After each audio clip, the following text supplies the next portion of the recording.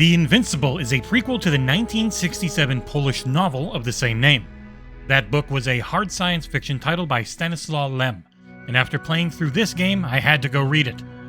In the game, you are Jasna, part of a crew created by the developers at 11-Bit Studios, tasked with scouting Regis 3. It has an atmosphere full of all the building blocks of life, and you're there to see why it's devoid of anything advanced, with only the simplest forms of life in its vast oceans.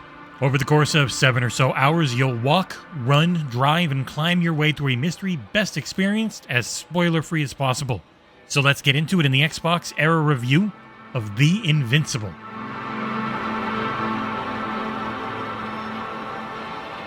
After a brief cutscene of your team's recent expedition, you awaken confused with no memory of how you reached the surface of Regis 3. As Dr. Jasna, you're all alone. Cut off at the start from your astrogator as you wander the sands looking for signs of any life.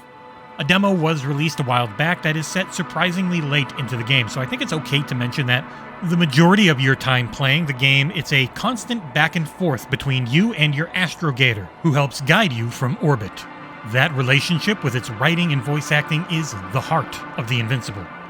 Jasna and astrogator Novik have excellent voice acting that is backed up by fantastic writing. The game, though Polish-made, only seems to have English audio according to Steam.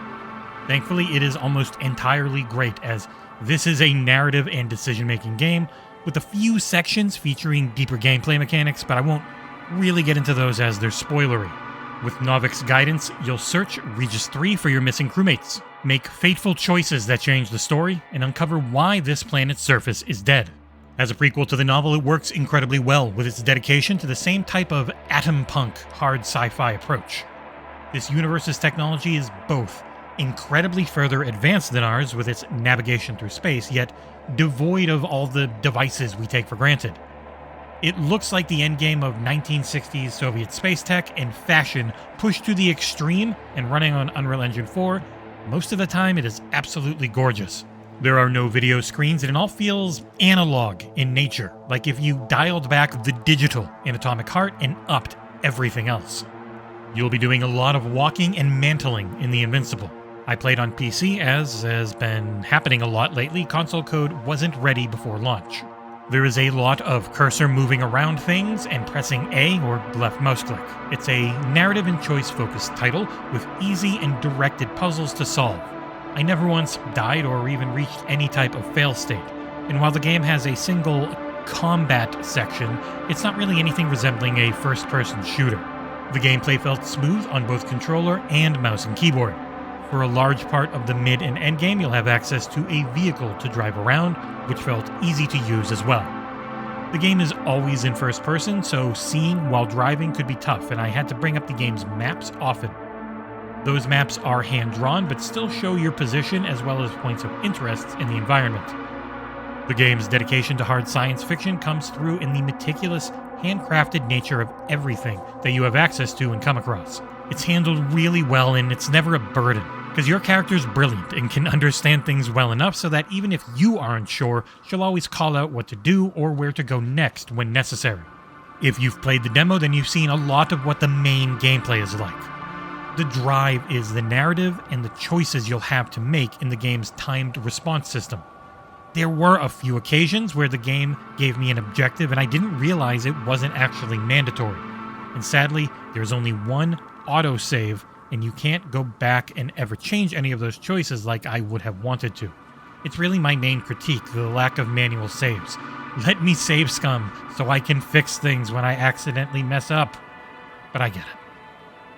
Running on Unreal Engine 4, The Invincible can be absolutely stunning at times, and a bit low resolution texture-wise at others.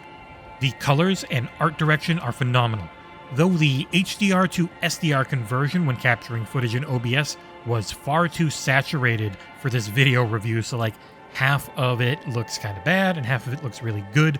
You can trust me, the game itself always looks good. Character models look solid, with some of the human faces looking a little off at times, but I just love that atom punk aesthetic, and the machinery, vehicles, and habitats are consistently stunning. Writing-wise, the stars are the two main characters, Jasna and Novik.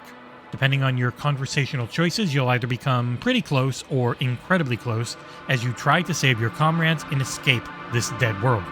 Some later characters are a bit weak, but writing and voice acting wise, they're not bad. It did drag it down a bit for me in the end when the voice acting of one particular important character sounded a little off, like, I don't know, maybe their first language isn't English.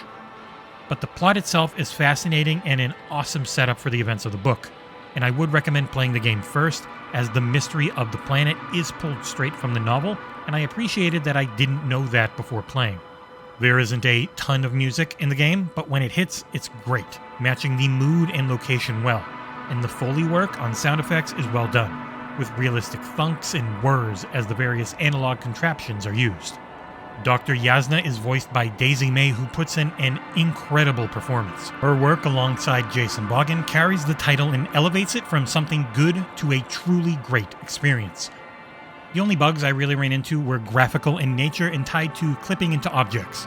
Occasionally when climbing, my hands would go into and through the ground to a hilarious degree, and on 2 occasions I did become stuck inside a corpse or an item on the ground, and I had to hop around for 10 seconds before finally dislodging myself. Wrapping things up, The Invincible is a great game, full of wonderful storytelling and choices that feel impactful. The narrative suffers a bit near the end, but it's an easy game to recommend to any genre fan. The gameplay is enjoyable, Regis 3 and everything on it is gorgeously realized, and it is a dream prequel to an excellent book.